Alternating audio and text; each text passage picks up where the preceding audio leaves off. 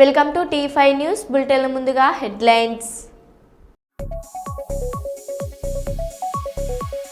తెలుగు రాష్ట్రాల్లో పలు చోట్ల వర్షాలు.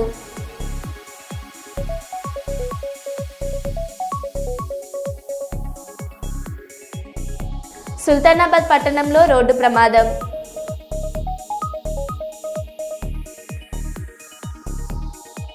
మంత్రి టీజీ భరత్ పుట్టినరోజున సి క్యాంప్ సెంటర్లో అన్నదాన కార్యక్రమం.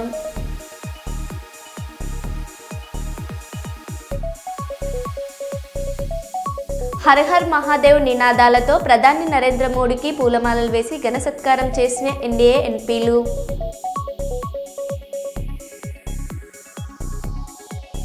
చిత్తూరు ప్రెస్ క్లబ్ మరియు ఏపీయూడబ్ల్యూజే ఆధ్వర్యంలో కలెక్టరేట్ వద్ద నిరసన.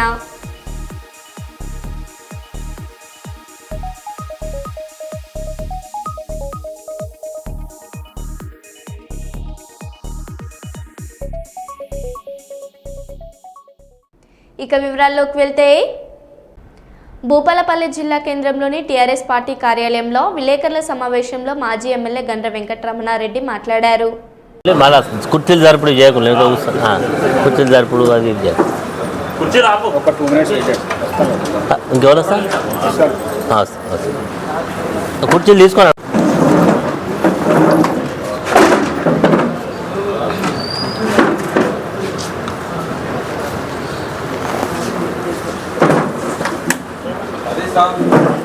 అందరికీ హృదయపూర్వక నమస్కారం. నిన్న రాష్ట్ర క్యాబినెట్ ప్రధానమైనటువంటి అంశం కాళేశ్వరం ప్రాజెక్టు పైన ఒక కమిషన్ వేసినటువంటి యొక్క కమిషన్ యొక్క నివేదికను క్యాబినెట్లో చర్చించినట్టుగా కొన్ని లీక్లను ప్రభుత్వం విడుదల చేయడం జరిగింది. దాని మీద గతంలో ఇరిగేషన్ శాఖ మంత్రిగా, ఆర్థిక మంత్రిగా పనిచేసినటువంటి హరీష్ రావు గారు మరి దాదాపుగా 12 గంటలకు ప్రారంభించి దాదాపు 1 గంట 20 నిమిషాలు, అంటే దాదాపు 1 గంట 20 నిమిషాల పాటు పవర్ పాయింట్ ప్రజెంటేషన్ ఇవ్వడం జరిగింది. ఈ కాళేశ్వరం ప్రాజెక్టు మన జిల్లాలో ఉన్నది. ఈరోజు ఈ కాళేశ్వరం ప్రాజెక్టు భూపాల్పల్లి జయశంకర్ జిల్లాలో ఉన్నటువంటి ప్రాజెక్టు. ఇది తెలంగాణ యొక్క రైతాంగానికి ఒక అదృష్టంగా వచ్చినటువంటి ప్రాజెక్ట్ ఇది. గతంలో ఎంతోమంది పాలకులు పరిపాలన చేసిన కొన్ని వేల లక్షల టీఎంసీల నీళ్లు నిరుపయోగంగా సముద్రంలో కలిసిన ఎవరొచ్చినా చెప్పేది, ఆనాడు బీజేపీ అధికారంలో లేనప్పుడు ఆనాడు బీజేపీ నాయకుడు శ్రీ విద్యాసాగర్ రావు గారు గోదావరి నీళ్లను పట్టుకొని మొత్తం తెలంగాణ వ్యాప్తంగా పాదయాత్ర చేసిన సందర్భాలు. అదేవిధంగా చాలామంది ఈ తెలంగాణకు ఈ ప్రాజెక్టు కడితేనే ఉపయోగంగా అవుతుందని చెప్పినటువంటి నాయకులను చూసినాం. కానీ వాళ్ళు ఎవరు కూడా ఏం చేయకపోయినా తెలంగాణ రాష్ట్ర సాధన కొరకు నిర్విరామ కృషి చేసి తెలంగాణకు దీర్ఘకాలిక ప్రయోజనాలను దృష్టిలో పెట్టుకొని అనతి కాలంలో కట్టినటువంటి ప్రాజెక్టే కాళేశ్వరం ప్రాజెక్టు. ఆ కాళేశ్వరం ప్రాజెక్టు ఒక కమిట్మెంట్తో కడితే ఈరోజు ఈ ప్రభుత్వం అధికారంలోకి వచ్చిన 2 సంవత్సరాలలో పరిపాలన మీద దృష్టి పెట్టకుండా, ఎన్నికల హామీలు అమలు చేయకుండా కేవలం వాటిని కప్పిపుచ్చుకోవడానికి డైవర్షన్ పాలిటిక్స్ చేస్తున్నారు. ఆ డైవర్షన్ పాలిటిక్స్లో భాగమే ఈరోజు ప్రభుత్వం ఇచ్చినటువంటి నివేదికలో లీకులు. ఆ లీకుల ఆధారంగా ఒక కమిట్మెంట్తో ఈ ప్రాజెక్టు కడితే కేసీఆర్ గారి పేరు ఏ రకంగానైతే చరిత్ర పుటల్లో చిరస్మరణీయంగా నిలిచిపోతున్నదో దాన్ని తుడిసేటువంటి ప్రయత్నంలో భాగంగానే ఇవన్నీ చేస్తూ ఉన్నారు. ఇవి కూడా ఎందుకు చేస్తూ ఉన్నారు? ఎన్నికల హామీలు అమలు కాలే. 2000 పెన్షన్ ఉపాధి అవుతూ ఉన్నది. చాలామందికి ఇబ్బంది పడుతూ ఉన్నారని వార్తలు విన్న తర్వాత మన జిల్లాకు వచ్చినటువంటి కార్యనిర్వాహక అధ్యక్షుడు కేటీఆర్ గారు హాస్టల్స్ విజిట్ చేయమని కోరిన పిదప మొదట్లో గన్పూర్లో ఉండేటువంటి హాస్టల్స్ విజిట్ చేసినాం. చిట్యాల, మొగుళ్ళపల్లి కూడా శుక్రవారం నాడు ఉదయం ఆ రోజు మహాత్మా జ్యోతిరావు పూలే అదేవిధంగా కస్తూర్బా గాంధీ రెండు కూడా విజిట్ చేయడం జరిగింది. అందులో కస్తూర్బా గాంధీ స్కూల్లో చాలా అక్కడ ఉండేటువంటి టీచర్స్కు ఆ రోజు కలెక్టర్ గారు కూడా నేను ఫోన్ ట్రై చేసిన, కానీ వారు ఆ రోజు ఫోన్లో నాకు అందుబాటులోకి రాలేదు. ఆ రోజు ఎందుకంటే జిల్లా యంత్రాంగానికి చెప్పాల్సిన బాధ్యత, మీడియా మిత్రులందరి యొక్క ముందే వాళ్ళు పెడుతున్నటువంటి మెను సరైన పద్ధతులు లేదు, చాలనేటువంటి కూర పెడతా ఉన్నారు, అక్కడ సరిగా లేదని చెప్పి వారికి హెచ్చరిక కూడా చేస్తున్నాం. సరిగా పెట్టండి, లేకపోతే ఫుడ్ పాయిజన్ అయితే మీరు పెట్టేటువంటి వెజిటేబుల్స్ సరిగా లేవు. ఆ వెజిటేబుల్స్ అన్నీ కూడా వారం 10 రోజుల కింద కోసినటువంటి సొరకాయలు అన్నీ కూడా నల్లబడ్డాయి తీసుకొచ్చిళ్ళు. మరి మొలకలు వచ్చినటువంటి ఆలుగడ్డలు అక్కడ ఉన్నాయి. కాబట్టి వీటన్నింటిని కూడా టేక్ కేర్ చేయమని చెప్పినాం. కానీ వాళ్ళ యథాపనలో చేస్తున్నారు కాబట్టి నిన్న 31 మంది విద్యార్థులు అక్కడ ఇబ్బంది పడ్డారు. దాన్ని కప్పిపుచ్చే ప్రయత్నం చేసినా మరి చివరికి వారికి ఉండే సీరియస్ను దృష్టిలో పెట్టుకొని నిన్న చిట్యాల హాస్పిటల్ తీసుకెళ్ళడం జరిగింది. విద్యార్థులు ఇంకా ట్రీట్మెంట్ పూర్తి కాకుండానే మళ్ళీ మాలాంటి వాళ్ళతో అక్కడ చూస్తాం, ఇంకెవరైనా వస్తారని చెప్పి హడావుడిగా వాళ్ళందరినీ కూడా ఇంటికి పంపించడం జరిగింది. ఇదే త్వరలోనే ప్రత్యేక అసెంబ్లీ సమావేశాలు పెట్టి కాళేశ్వరం నివేదికపై సభలో చర్చ పెడతాం. వీలైతే కేసీఆర్, హరీష్ రావు కూడా ఆ సమావేశాలకే రావచ్చు. సమావేశాలు ముగిశాక కమిషన్ సూచన మేరకు చర్యలు తీసుకుంటామని సీఎం రేవంత్ రెడ్డి అన్నారు.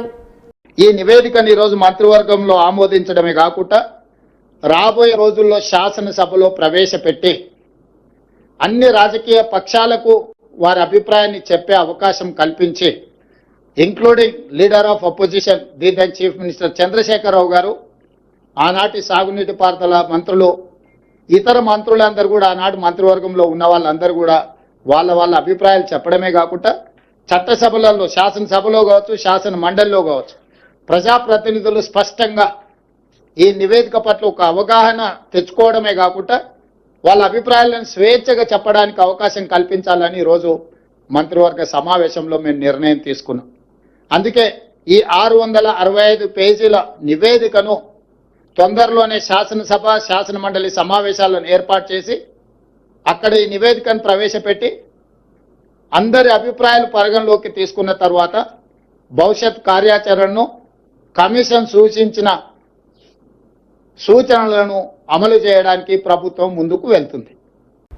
అసెంబ్లీలో 650 పేజీల కాళేశ్వరం కమిషన్పై చర్చ పెట్టండి, చీల్చి చెల్లాడుతాం. శాసనసభ వేదికగా నిజాలు ప్రజలకు తెలిసేలా ఈ ప్రభుత్వాన్ని నిలదీస్తామని హరీష్ రావు అన్నారు. అయితే నిన్న ప్రభుత్వం ఏమో ఒక 60 పేజీలతో రిపోర్ట్ రిలీజ్ చేసిండ్రు.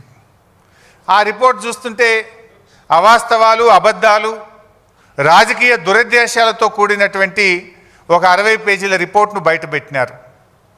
ఇప్పుడు ఇంతకది పూర్తి రిపోర్టా, కమిషన్లో ఉన్న విషయాలే చెప్పారా, ప్రభుత్వం ఏమన్నా వండి వార్చిందా? ఇప్పుడు పూర్తి రిపోర్ట్ బయటకు వస్తే డెఫినెట్గా బీఆర్ఎస్ పార్టీ ఇంకా గట్టిగా స్పందిస్తాం. అసెంబ్లీలో పెడతామంటున్నారు. అసెంబ్లీలో 650 పేజీల రిపోర్టు పెట్టండి, చీల్చి చెండాడతాం, నిజాలు ప్రజల ముందు పెడతాం, వాస్తవాలను నిగ్గుదిల్చే విధంగా అన్ని విషయాలను కూడా శాసనసభ వేదికగా ఈ ప్రభుత్వాన్ని నిలదీస్తాం. జర్నలిస్టుల పిల్లలకి విద్యా సంస్థల్లో రాయితీ ఇవ్వాలి. డిఎస్ఎఫ్ఐ జాతీయ అధ్యక్షుడు డాక్టర్ వివేక్ ఇతర జిల్లాలలో జర్నలిస్టుల పిల్లలకు రాయితీ ఇచ్చినప్పుడు మహబూబాబాద్ జిల్లాలో ఎందుకు ఇవ్వడం లేదా అంటూ మహబూబాబాద్ జిల్లా విద్యాశాఖ అధికారి రవీందర్ రెడ్డితో ఫోన్లో మాట్లాడిన డాక్టర్ వివేక్. అందరికీ నమస్కారం. ప్రత్యేకించి మీడియా పాత్రికేయ మిత్రులకు నమస్కారం. ఇవాళ ఉదయం నేను కొన్ని పేపర్లలో చూడడం జరిగింది. మీడియా పాత్రికేయుల పిల్లలకి ఏదైతే స్థానిక డిస్ట్రిక్ట్ విద్యాధికారుల నుంచి ఏదైతే రాయితీ పొందుతూ ఉన్నారో వేరే డిస్ట్రిక్ట్ లాగా మహబూబాబాద్లో ఇంతవరకు దానిపైన ఏమీ నిర్ణయం తీసుకోలేదు అని సుమారు 2-3 సార్లు చెప్పడం జరిగింది. 2-3 సార్లు వాళ్ళు వినతి పత్రాలు కూడా ఇవ్వడం జరిగింది. అయినా కూడా ఎటువంటి నిర్ణయాలు తీసుకోలేదు అని చెప్పి నేను చదవడం జరిగింది. మరి నేను కూడా పర్సనల్గా మరొకసారి డిఎస్ఎఫ్ఐ జాతీయ అధ్యక్షుడిగా నేను మిమ్మల్ని డిస్ట్రిక్ట్ ఎడ్యుకేషన్ ఆఫీసర్ గారిని, జిల్లా విద్యాధికారి గారిని నేను పర్సనల్గా రిక్వెస్ట్ చేస్తూ ఉన్నా. దయచేసి దీన్ని కన్సిడర్ చేసి ఇమీడియట్గా దీనిపై యాక్షన్ తీసుకోవాల్సిన అవసరం ఉన్నది. వేరే డిస్ట్రిక్ట్లందరికీ కూడా ఇవి రాయితీలు ఇవ్వడం అన్నది జరిగినది. సరే, కొన్ని సాంప్రదాయాలకు పోతారు, కొందరు సాంప్రదాయాలు లేకుండా వాళ్ళ దీంతో తీసుకొని పోతారు. కానీ దయచేసి మీరు కూడా దీన్ని ఇమ్మీడియట్గా సాల్వ్ చేసి మీడియా పాత్రికేయ మిత్రుల పిల్లలకు వాళ్ళ ఫ్యామిలీకి అండగా ఉండాలని చెప్పి ఒకసారి నేను రిక్వెస్ట్ చేస్తూ ఉన్నా. దయచేసి మీరు ఈ రిక్వెస్ట్ని మన్నించి ఇమీడియట్గా యాక్షన్ తీసుకుంటారు అని చెప్పి నేను భావిస్తూ ఉన్నా. మీడియా సమాజం అన్నది మీడియా పాత్రికేయ మిత్రులు కానివ్వండి, మిగతా ఎవరికండి అహర్నిశలు రేయింబవులు కూడా వాళ్ళు సమాజంని చైతన్యపరిచే విధంగా వాళ్ళు ఎప్పుడూ కూడా బయటే ఉంటారు. వాళ్ళకి వేరే పనులు చేయడము అది చేయడము కూడా ఆస్కారం చాలా తక్కువ. జీతభత్యాలు చూసినా కూడా చాలా తక్కువనే ఉన్నాయో లేవో కూడా నాకు అంత పూర్తిగా అవగాహన లేదు దానిపైన. సో చాలా తక్కువ జీతభత్యాలతో వాళ్ళు పనిచేస్తూ ఉంటారు. అట్లాంటిది ఈ పోటీ ప్రపంచంలో లక్షలాది రూపాయలు వాళ్ళ పిల్లలకి ఎవరైతే సమాజాన్ని ఎప్పుడు కూడా చైతన్యపరిచే విధంగా ఉన్నారో అటువంటి ఫ్యామిలీకి మనము నిల్చోవడం మన యొక్క కర్తవ్యం అది. కాబట్టి ఆ కర్తవ్యంగా భావించి, రెస్పాన్సిబిలిటీగా భావించి, హ్యుమానిటేరియన్గా మీరు తీసుకొని దీన్ని ఇమ్మీడియట్గా రిజాల్వ్ చేసి ఇమ్మీడియట్గా వాళ్ళకు ఒక ప్రొసీడింగ్స్ తీసుకొని వచ్చి రాయితీ కల్పిస్తారు అని చెప్పి మరొకసారి నేను ఆశిస్తూ ఉన్నా. లేని ఎడల మళ్ళీ దీనికి కూడా మేము కూడా ముట్టడి చేయాల్సింది అట్లాంటి కార్యక్రమాలు లేకుండా దయచేసి నేను రిక్వెస్ట్ చేస్తూ ఉన్నా. ఇమ్మీడియట్గా దీన్ని సాల్వ్ చేసి మీరు వాళ్ళ ఒక పిల్లల అభ్యున్నత ఒక ఫ్యూచర్లో మీరు కూడా భాగస్వాములు కావాల్సిందిగా కోరుతా ఉన్నా. Thank you.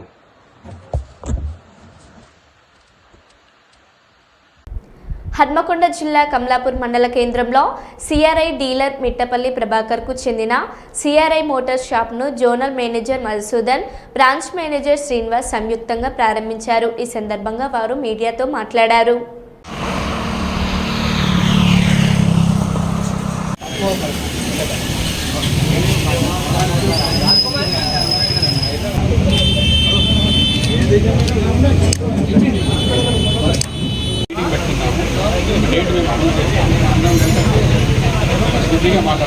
మీ మిత్రులందరికీ కూడా కంపెనీలో చాలా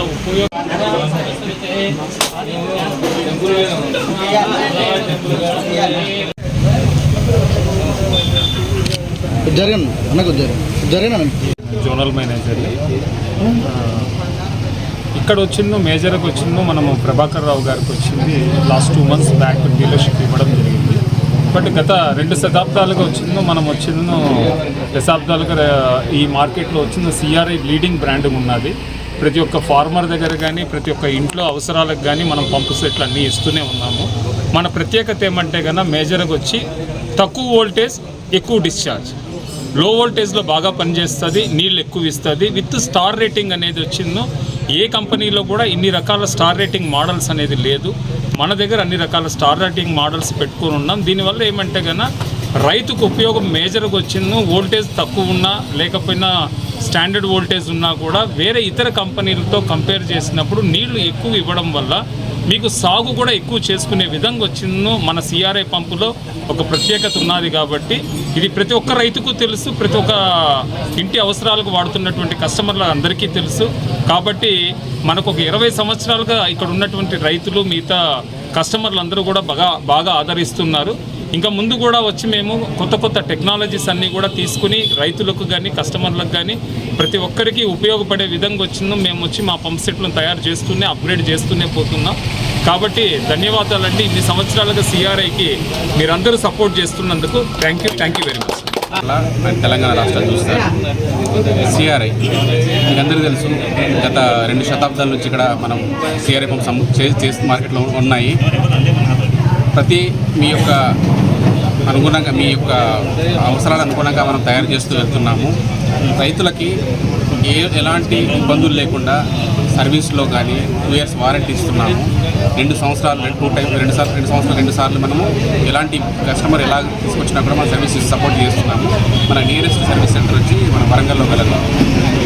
కాబట్టి మనకు అన్ని కంపెనీలాగా మనకు భిన్నం ఏంటంటే మనము రైతు అవసరాలకు అనుగుణంగా వాళ్ళ యొక్క ఇబ్బందులు దృష్టిలో ఉంచుకొని తయారు చేయడం జరుగుతుంది. సో అందువల్లే మనకు ఆదరణ చేయాలని ఎక్కువ కస్టమర్లు ఆదరిస్తారు. ప్రొడక్ట్ రేంజ్లో చూసినట్టయితే అగ్రికల్చరు, అలాగే దాంట్లో ఓపెన్ వెల్ సమ్మర్జిబుల్ పంప్స్ కానీ ఓపెన్ వెల్స్ కానీ, అలాగే రెసిడెన్షియల్ చూసినట్టయితే కంప్లీట్ రేంజ్ ఆఫ్ ప్రొడక్ట్స్ మనకు బూస్టర్ పంప్స్ కానీ సివేజ్ పంప్స్ కానీ ఇళ్ళకి వాడే వీక్ కానీ ఒక కస్టమర్కి ఇంటికి ఏదైతే కావాలో అలా అన్ని కంప్లీట్ రేంజ్ ఆఫ్ ప్రొడక్ట్స్ మన దగ్గర ఉంటాయి. మనం ఇంతకుముందు 12 ప్లాంట్లు మన కోయంబత్తూరులో ఉన్నాయి. దానికి అడిషన్గా ఇంకో 100 ఎకరాల్లో మనం ప్లాంట్ని ఎక్స్పాన్షన్ చేసాం. లేటెస్ట్ టెక్నాలజీతో, రోబోటిక్ టెక్నాలజీతో మనం ప్లాంట్ని ఎక్స్పాండ్ చేయడం జరిగింది. ముఖ్య ఉద్దేశం ఏంటంటే, ఇప్పుడు మీకు తెలుసు అందరికీ, వాటర్ అనేది ఎసెన్షియల్ కిందకు వస్తుంది. ఎప్పుడూ కూడా ఏదైనా ఎమర్జెన్సీలో ఏదైనా సప్లై కావాలన్నా కూడా ఏ రేంజ్లో సప్లై కావాలన్నా మనం ఇవ్వడానికి మనం సిద్ధంగా ఉన్నాము. మహారాష్ట్రతో కేసీఆర్ నీళ్లు ఇచ్చి పుచ్చుకునే ఒక చారిత్రాత్మక ఒప్పందం ప్రకారం ఒకేసారి 3 అగ్రిమెంట్లు చేశారు. ఆనాడు ఉత్తమ్ కుమార్ రెడ్డి మాట్లాడుతూ, మేము 152 మీటర్లకు అగ్రిమెంటు చేస్తే మీరు ఎలా తగ్గిస్తారని మాట్లాడాడు. దానికి కేసీఆర్ మాట్లాడుతూ, నువ్వు 152 మీటర్లకు అగ్రిమెంటు చేసినట్టు నిరూపిస్తే నేను రాజీనామా చేస్తానని సవాల్ విసిరాడు అని హరీష్ రావు అన్నారు. ఇటు వార్ధా మీద, అటు చెనాకా కొరాటాకు ఒకేసారి 3 అగ్రిమెంట్లు చేసినారు.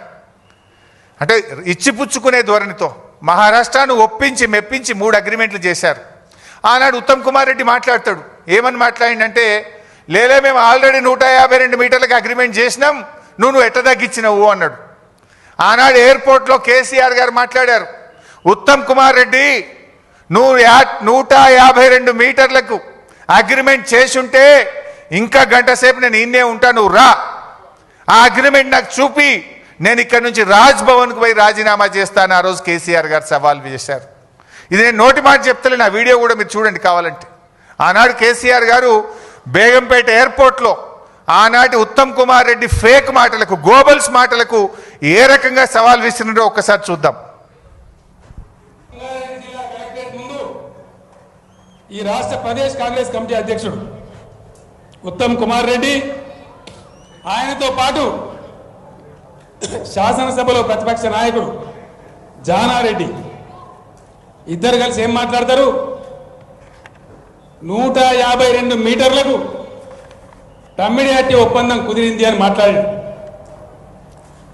ఉత్తమ్ కుమార్ రెడ్డి, నీవు నిజంగా నిజాయితీ ఉన్నవాడవైతే నేను ఎట్లయినా బేగంపేట ఎయిర్పోర్ట్లో ఇంకో అర్ధగంట 40 నిమిషాలు ఉంటా, నీకు దమ్ముంటే ఆ ఒప్పందం కాగితం తీసుకొని బేగంపేట ఎయిర్పోర్టుకు రా. ఒకవేళ అది నిజమే అయితే ఇక్కడి నుంచి నేను ఇంటికి పోను, రాజ్భవన్కు అయినా రాజీనామా సమర్పిస్తాను మనవి చేస్తా ఉన్నాను.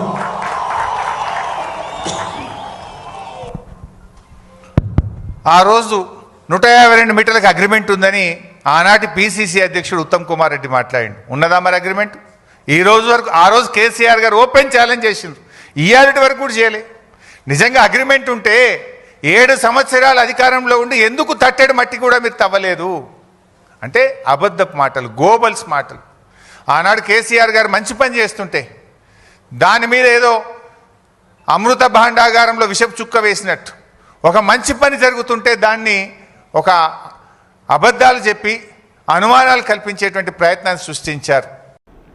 చింతల్ నాగారం లిఫ్ట్ ఇరిగేషన్ చివరి ఆయకట్టు వరకు నీరు అందటం లేదని రైతుల అభ్యర్థన మేరకు చింతల్ నాగారం లిఫ్ట్ ఇరిగేషన్ను పరిశీలించిన రాష్ట్ర ప్రభుత్వం వ్యవసాయ సలహాదారులు బాన్స్వాడ నియోజకవర్గ శాసనసభ్యులు శ్రీ పోచారం శ్రీనివాసరెడ్డి బాన్స్వాడ చింతల్ నాగారం లిఫ్ట్ ఇరిగేషన్ను పరిశీలించి పైప్ లైన్ లీకేజీ వలన చివరి ఆయకట్టు వరకు నీరు అందటం లేదని సంబంధిత అధికారులకు, నిర్వాహకులకు పైప్ లైన్ పనులను త్వరితగతిన పూర్తి చేయాలని అధికారులకు తెలియజేశారు.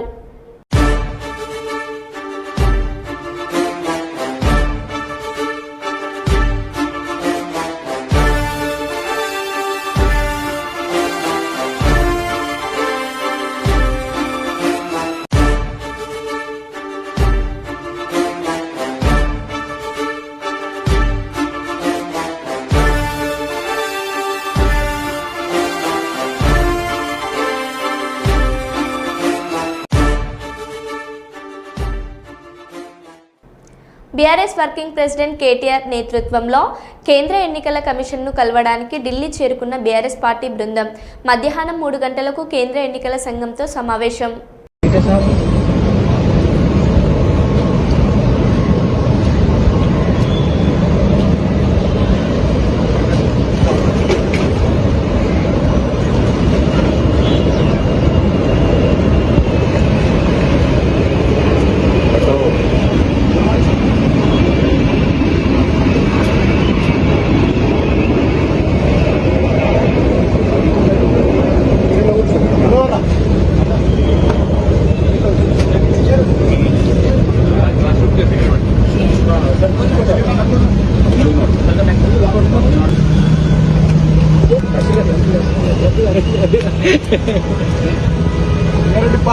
పంపిస్తాను. ఎక్కడికి వెళ్తుంటే రైట్?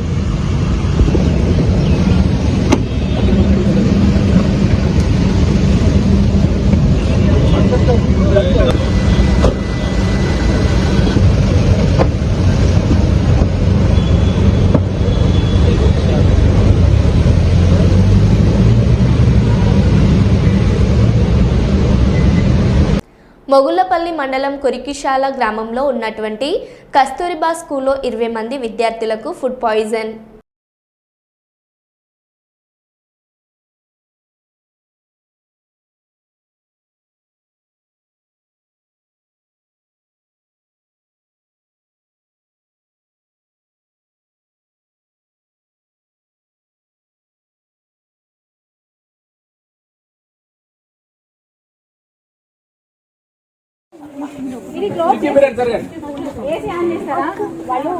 ఈ అమ్మాయి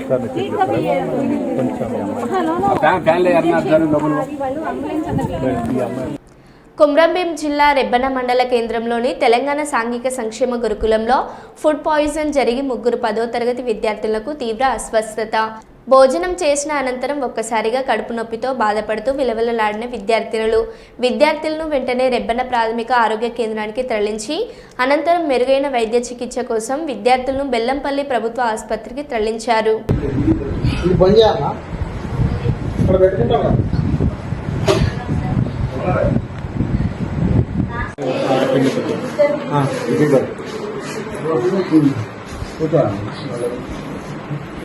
పల్స్ ఆక్సిమీటర్ తీసుకున్నావా ఈ పేషెంట్ దగ్గర నుండి?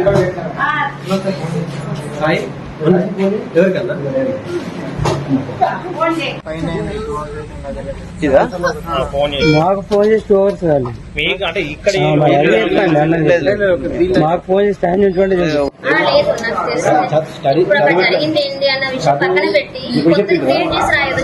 ఏమైందిరా పాప?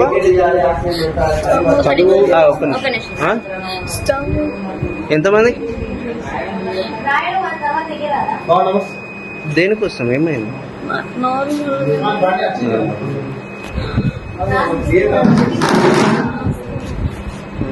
అందరు బుక్ చేస్తారు వచ్చిందా? డాక్టర్ లేరు కదా? బ్రీతింగ్ ప్రాబ్లం ఉన్నట్టుంది.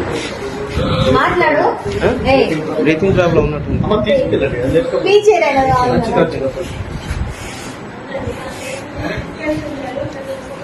బ్రీతింగ్ ప్రాబ్లం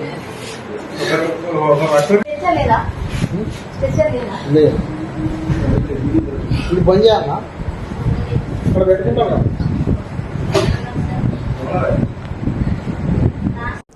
సంగారెడ్డి జిల్లా జహీరాబాద్ పట్టణం పరిసర గ్రామాల్లో సోమవారం మధ్యాహ్నం నుంచి ఉరుములు మెరుపులతో కూడిన భారీ వర్షం కురుస్తుంది. ఉదయం వరకు ఎండతో ఉక్కపోతగా ఉండగా మధ్యాహ్నం నుంచి వాతావరణం ఒక్కసారిగా మారిపోయింది. కొత్తూరు బి, బూడిదపాడు, మల్కాపూర్, మీర్జాపూర్, గంగ్వార్, రేజింతల్ ప్రాంతాల్లో వర్షం ఎడితెరిపి లేకుండా కురుస్తుంది. వీధులు, రోడ్లు జలమయమై వాహనదారులు లైట్లు వేసుకుని నెమ్మదిగా సాగుతున్నారు.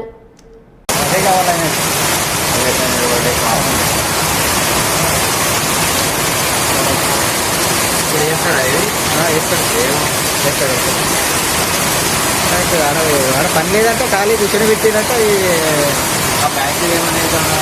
ఫ్యాక్టరీ ఏమున్నది, ఏం రాయాలో చెప్పు నువ్వు. రెస్పాన్స్ అంటే మా బోర్డు నుంచి కార్మికులు వర్షమైన కూడా ఆడ నిలబడుతున్నారు. ఆడ నిలబడితే రాదు, ఆడ ఉంటే ఫోటో కొట్టి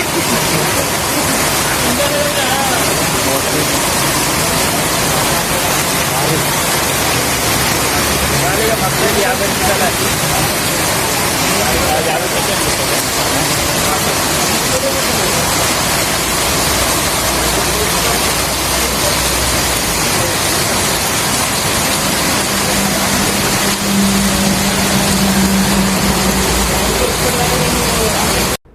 తెలంగాణ కాళేశ్వరం ప్రాజెక్టులో భాగమైన మేడిగడ్డ, అన్నారం, సుందిళ్ల బ్యారేజ్ల రూపకల్పన, నిర్మాణం, నిర్వహణ, మార్పులు చేర్పులకు పూర్తి బాధ్యతలు బీఆర్ఎస్ అధినేత మాజీ సీఎం కేసీఆర్ఏనని మంత్రి ఉత్తమ్ కుమార్ రెడ్డి వెల్లడించారు. సోమవారం కేబినెట్ భేటీ అనంతరం సీఎంతో కలిసి మీడియాతో ఆయన మాట్లాడారు. ఈ మేడిగడ్డ బ్యారేజ్ విషయంలో ప్లానింగ్, డిజైన్, కన్స్ట్రక్షన్, O&M లో లోపాలున్నాయి అని. అది 1st November కి national dam safety authority has communicated the reasons for the sinking of the piers of Medigadda barrage. నేను మళ్ళీ చెప్తున్నా, for the national media I want to highlight to you that this barrages were planned, designed, constructed and maintained and collapsed during Mr. KCR was the Chief Minister. The National Dam Safety Authority came for inspection and gave an adverse report against the construction and against the government during TRS government. We were yet to go for elections. ఆ తర్వాత 30th November నాడు తెలంగాణలో శాసనసభ polling అయింది. 3 December కి counting అయింది. మరి మేము గెలిచాం. 7 December 2023కి మా ప్రభుత్వం ఏర్పడ్డది. మరో బులెటిన్లో మళ్ళీ కలుద్దాం. Stay tune.